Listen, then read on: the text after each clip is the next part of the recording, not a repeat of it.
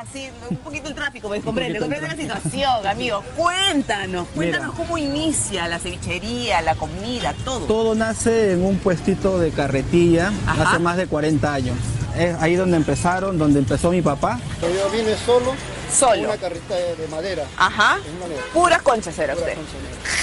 Conchitas negras. Mira, ya soy cliente permanente acá. ¿Ya cuántos años vienes acá a comer? Ya perdí la cuenta, creo algo de 5 años.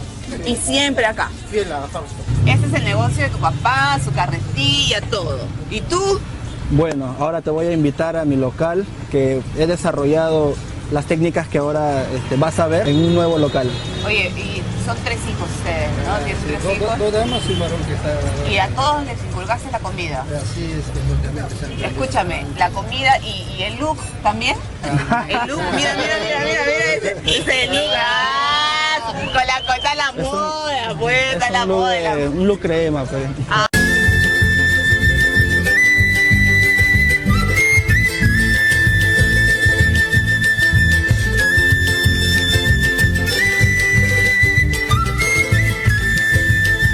Seguimos, amigas y amigos, en Círculo Virtuoso, y ya se encuentra con nosotros el consultor registral. Él es Jaime Oliver Calderón Contreras. Él es contador público y también tiene formación jurídica en Derecho, por cierto, y trajina muchos años en el tema del saneamiento inmobiliario. Viaja por el interior de nuestro país, tiene su estudio de tu consultoría en el queridísimo distrito de Jesús María, donde le visitan muchos amigos, muchos visitantes y sobre todo también amigos de Onda Digital que requieren de sus servicios. Se trata, amigas y amigos, de hablar cuánto estamos avanzando en lo que atañe al saneamiento registral, porque comentábamos al inicio de que cuando Hernando de Soto, el economista que habla idioma y viaja por el mundo, hablaba de que de lo que requerimos en nuestro país es sanear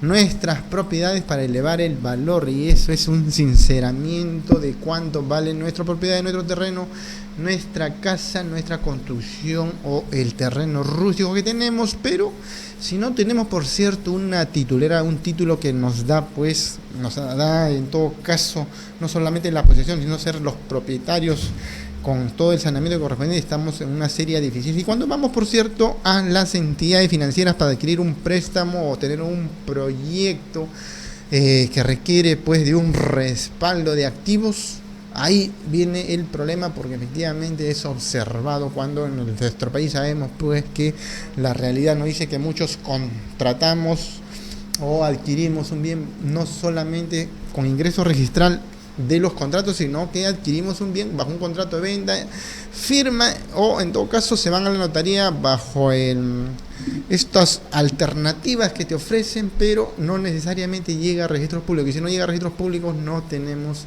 la propiedad con el título de propiedad que corresponde. Damos la bienvenida entonces en forma inmediata para abordar estos temas a Jaime Oliver Calderón. Jaime, ¿cómo estás? Muchas gracias por estar en nuestro programa el día de hoy. Muchas gracias por tu invitación, Juan, y un gusto ahora estar presente acá en tu canal, y para todos los televidentes de Onda Digital, los saludos cordiales. Bueno, como tú acabas de hacer mención al respecto, hoy en día bastantes familias peruanas están dejando pasar la oportunidad de poder obtener de repente un crédito para un negocio, para un capital de trabajo, o para poder de repente regularizar unas construcciones, realizar legalmente o vender más espacios o subdividir su propiedad, porque simplemente están desconociendo o tienen poco conocimiento o no se ha difundido mucho lo que es la regularización de las propiedades, ¿no?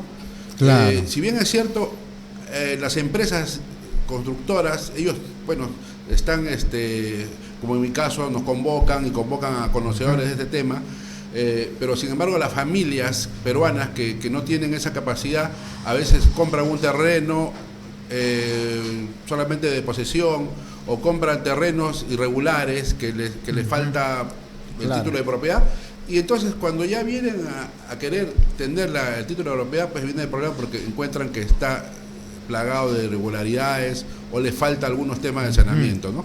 Efectivamente. Entonces, bueno, vamos a poner sobre el tapete ¿qué es lo que realmente debería tener presente una persona cuando compra un terreno, por ejemplo? A ver, Jaime, a ver, vamos, precisemos esos detallitos. A ver, lo primero que tendría que hacer es verificar, sacar un certificado de parámetros para ver si realmente la propiedad le puede valer como para poder construir una edificación de los pisos que ellos quisieran, ¿no? Porque a veces hay municipalidades que hay zonas tiene un límite, ¿no? Que tienen un límite máximo de, por ejemplo, vamos a ponerlo en San Borja, hay zonas que solamente son de 3 pisos y no puedes construir más de 3 pisos.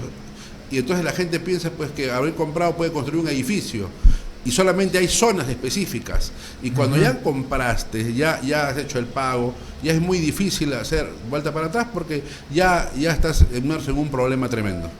Entonces, la recomendación es que primero, antes de adquirir una propiedad, convoquen a un profesional, a un consultor, que invierta unos pocos soles, porque a veces al invertir $100,000, $200,000, $300,000, ese dinero va a estar dormido porque no le pueden dar uso, no pueden construir, y ese dinero está muerto, ¿no? Entonces mejor invertir $1,000 o $500 de acuerdo a la asesoría que se le pueda dar, para que con esa situación las personas puedan primero averiguar bien, tener un pasado, un antecedente de la propiedad que van a adquirir, ¿no? Del terreno que van a adquirir.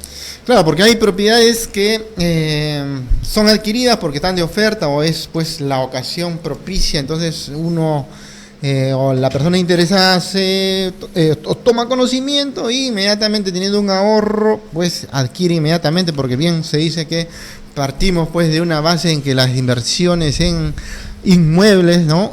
Los bienes raíces siempre tienden a crecer su valor, ¿no? Pero como bien sostiene Jaime, no se trata solamente de eso, sino también se trata de ver qué proyecto estoy en perspectiva viendo. Voy a edificar un edificio multifamiliar, voy a poner negocio, en fin, hay todos esos aspectos que necesariamente no debe estar excluido, sino por el contrario debe tomarse en cuenta con los asesores correspondientes para evitar algunos reveses en el futuro, ¿verdad? Así es. Mira, vamos a partir de lo siguiente. Mira, en los años, hay una ley que es la ley 27157, que es la ley primigenia que se dio para efectos de que se pueda hacer la primera regularización en gran escala para construcciones que el año 99, que hasta el año 99 se podrían regularizar todas las construcciones que se habían hecho a nivel del Perú, ¿no? Entonces, en esa etapa, todo el mundo que tenía regularizaciones podría hacerlo, pero hay personas que nunca no habían sacado su licencia de construcción. Entonces esa ley te permitía que tú podrías regularizar. Entonces tenía solamente un margen hasta esa fecha. Pero pocas personas saben que el actual presidente Vizcarra ya amplió ese parámetro. Ahora se puede regularizar a las edificaciones sin licencia de construcción que se hayan edificado en todo el Perú hasta el año 2006. Entonces, esa ley ya modificó algunos artículos de la ley 27157, en la cual permite, en su artículo 3º, en esa nueva modificación, que la etapa es hasta el año 2006. Entonces, ya ahora hay personas que tienen más fechas actuales para poder regularizar y para que puedan tener más amplitud, ¿no? Entonces, en ese sentido, ya las personas se sienten más aliviadas porque tenían ese problema. Había personas que inclusive iban a registros públicos que habían construido el 2002, el 2003 y presentaban documentación y el registrador les observaba porque le decían que no cumplían el parámetro que era hasta el año 99. Y entonces se sentían frustradas, no podían regularizar nada, no podían tener título de propiedad, no podían tener la partida que les pueda dar una independización si es que hay una edificación de 2 pisos, 3 pisos. Y entonces estaban pues atados de pies y manos. Pero con esta nueva modificación a la ley 27157 ya se ha liberado un gran espacio de tiempo y entonces las personas ya pueden regularizar sus propiedades, ¿no? Claro, efectivamente. Ahora, si bien es cierto, hay una referencia ahí que bien indicas el año 2006. De todas maneras, ¿consideras que debería darse también para los años subsiguientes o es que por alguna razón justificada no se comprende los años 2007, 8, 9. No. A ver, hay una corrección. La nueva ley que ha sido dada por Vizcarra hasta el año 2000, las edificaciones construidas hasta el año 2016. 16, sí, 2016. Sí, correcto, ya. Entonces 2016. Está más claro. Sí. Hasta el año 2016, de tal manera que pues hay muchísimos amigos y personas que hayan construido y que tengan sus inmuebles, sus departamentos por sanear, entonces acogiéndose a esta normativa tranquilamente tienen un gran alivio, por decirlo de alguna manera, ¿no? Claro que sí. Ahora, hay ciertos aspectos, Jaime, y eso tú lo ves seguramente muy a menudo cuando también viajas pues al interior del país, porque hay casos y casos, ¿no? Por ejemplo, si aún seguimos en Lima, vemos de que hay enfrentamientos dentro de lo que atañe a los mismos departamentos contiguos o los departamentos multifamiliar, donde claro se requiere que se tenga hay documentos internos como por ejemplo recuérdame un poquito. A ver, mira, lo que pasa es que por ejemplo tenemos hoy en día que está de moda el boom inmobiliario. Claro. Se han construido bastantes edificios multifamiliares, ¿no? Efectivamente, así entonces el vendedor, la empresa inmobiliaria le hace entrega a todos los departamentos, pero tú no sabes con quién estás viviendo al final, tú no sabes quiénes son tus vecinos. Sí, y llega el momento en que realmente cuando ya la empresa inmobiliaria terminó de vender el último departamento, se desliga el edificio y entonces ya comienza a convivir entre los vecinos. Sí, pues. Entonces se da el caso de que existe un reglamento interno de edificaciones y que de la cual se tiene que nombrar un presidente de la Junta de Propietarios para que pueda, mediante esa presidencia, se pueda normar la convivencia en el edificio, ¿no? Entonces hay ciertos parámetros y normas que se tienen que cumplir.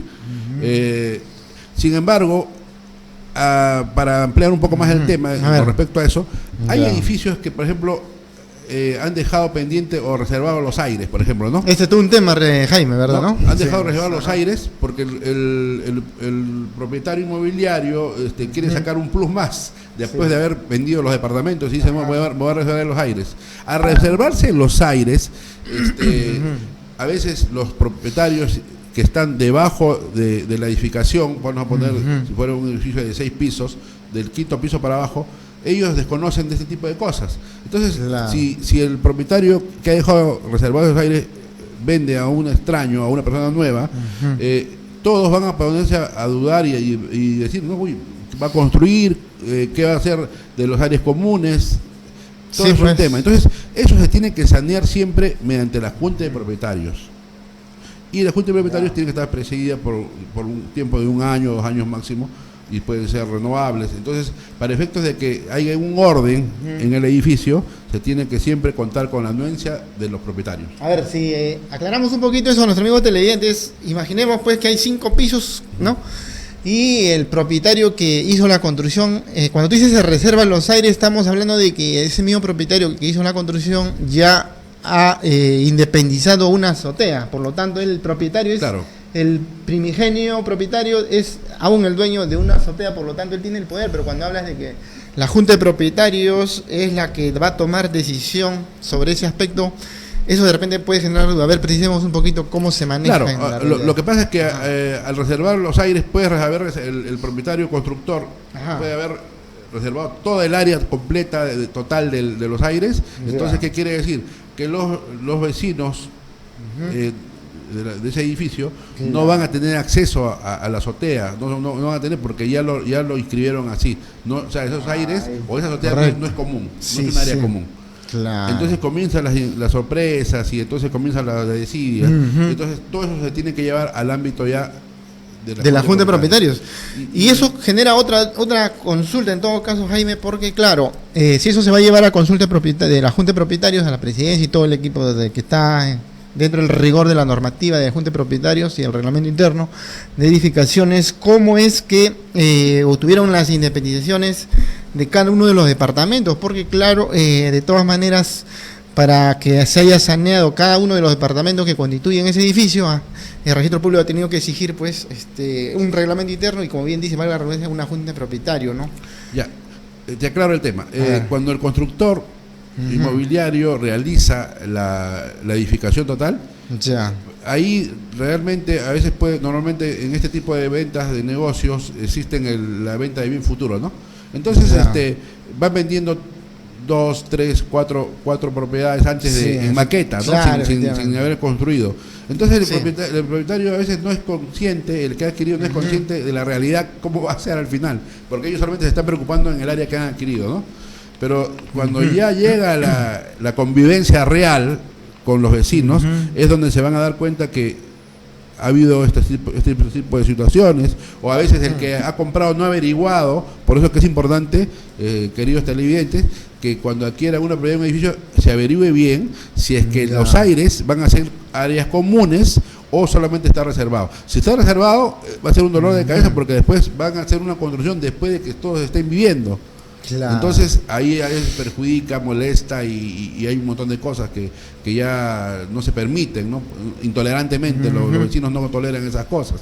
Efectivamente. Entonces, claro. Por eso es que se debe verificar si las personas que van a adquirir un departamento en un edificio de un proyecto nuevo, verificar o revisar bien y consultar bien con el vendedor que no cómo va a ser con la zona de la azotea, si es una área común, porque hoy en día hay varios proyectos inmobiliarios que sí están respetando esa zona común y están dejando zona para parrillas, zona para reuniones múltiples, ¿no? Entonces todo está bien, a veces tienen piscina en el último piso, o sea, hay diferentes situaciones, pero hay cierto tipo de cosas que hacen de que reservan los aires y eso hace de que después haya estos problemas, se generen estos problemas. Claro. A ver, acá hay un comentario y traslada la inquietud a Jaime Oliver, es Javier desde Breña, dice que él adquirió su departamento en el primer piso de un edificio multifamiliar y ha puesto un consultorio contable, ¿no? Sin embargo, para tener las licencias de la Municipalidad de Breña está requiriendo para los anuncios publicitarios, claro, se va por el lado del anuncio publicitario, está requiriendo la anuencia de la Junta de Propietarios o algo similar, le han indicado en la Municipalidad de Breña. Eso significa de que, claro, saneado todo, tiene su licencia, pero para hacer un anuncio, entiendo, en las paredes del edificio, del frontis, ¿no?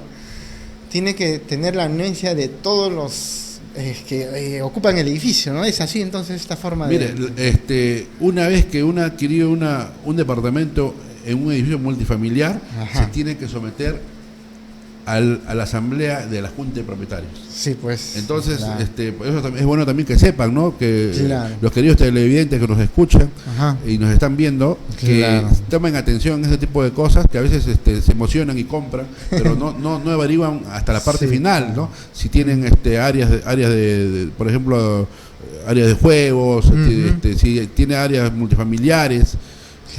A veces solamente se dedican en verificar el área que están comprando y a veces no saben que después va a venir un problema con los vecinos porque no estaban pensando que iban a haber modificaciones en el área o en el edificio y todo eso. Ahora, con respecto a este tema, hace como 2 años atrás en el distrito de Miraflores tuve un cliente que tuvo ese inconveniente, ¿no? Tenía un consultorio dental dentro del edificio, pero resulta que también inclusive, si tú vas a adquirir una propiedad con fines comerciales, también tienes que ir a la municipalidad antes de adquirir y justo sacar el certificado de parámetros, porque el certificado de parámetros te va a decir si esa propiedad en ese edificio o esa zona permiten comercio o permiten tener oficinas administrativas. Claro, partiendo de ahí. Cosas que a veces se obvia, se emocionan, compran y después no pueden utilizarlo y comienzan los problemas. Sí, entonces, hay sitios que lamentablemente este cliente en esa zona era una zona restringida para consultorios y entonces esta persona solamente podía atender de una forma muy discreta porque no podía atender al público en forma abierta, ¿no? Claro, es complicado. Pero siempre los vecinos se quejaban que subían por el ascensor, personas, clientes, y eso a veces rompe la intimidad que quisieran y la tranquilidad en el edificio, ¿no? Entonces, todas esas cosas por eso que hay que prevenir con tiempo, ¿no? Antes como se dice, comprar, ¿no? Porque, por ejemplo, ahora, el amigo que te está comentando de Breña, efectivamente, si es que él va a querer tener un anuncio y que justamente es la fachada del edificio, la fachada del edificio es área común. Y como es área común, va a tener que tener la anuencia obligatoriamente de todos los vecinos. Entonces, pues, en ese sentido, querido amigo, va a tener que primero pedir una solicitud a la Junta de Propietarios para que ellos aprueben esa situación. Entonces la municipalidad ahora está pidiendo bastante de ese tipo, inclusive para hacer modificaciones de la propiedad o el departamento, también tiene que tener cierto número de aprobación de los vecinos que son en la Junta de Propietarios. Claro. A ver, acá hay una inquietud, Javier también, pero es desde Magdalena.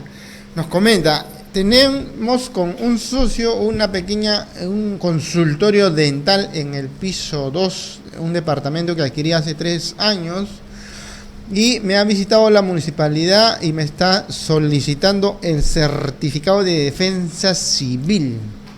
Tengo entendido de que el edificio, como es multifamiliar, no la tiene. ¿Qué alternativas hay frente a esta situación? Comente el amigo televidente. Bueno, querido amigo, yo lo que se tiene que hacer en este caso no es nada difícil.